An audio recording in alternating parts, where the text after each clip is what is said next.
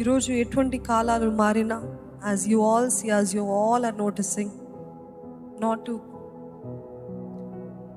But the reality, మిమ్మల్ని ఏదో బాధ పెట్టడానికి కాదు, మిమ్మల్ని ఏదో భయపెట్టడానికి కాదు, కానీ నిజం ఏంటి అని అంటే లోకమంతా కూడా అల్లకల్లోలంగా ఉంది. ఎంతమంది గ్రహిస్తున్నారండి?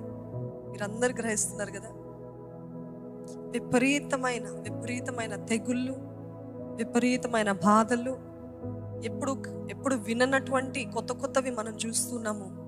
ఇటువంటి పరిస్థితుల్లో యాజ్ బిలీవర్స్, విశ్వాసులుగా మనం ఏమి చెప్పాలంటే, అవి చూసి భయపడటం కాదు, అవి చూసి బాధపడాలంటే as a compassionate you have to show, అదే కనికరం చూపించే బద్దులమై ఉన్నాము. కానీ అదే రీతిగా ఇటువంటి పరిస్థితుల్లో నేరుగా యేసు వైపు చూసి, ఈ భయంకరమైన అల్లకల్లోలపు పరిస్థితుల్లో, దేవా నీవే మా దిక్కు అయ్యా, నీవే మా సహాయకుడివి ప్రభా.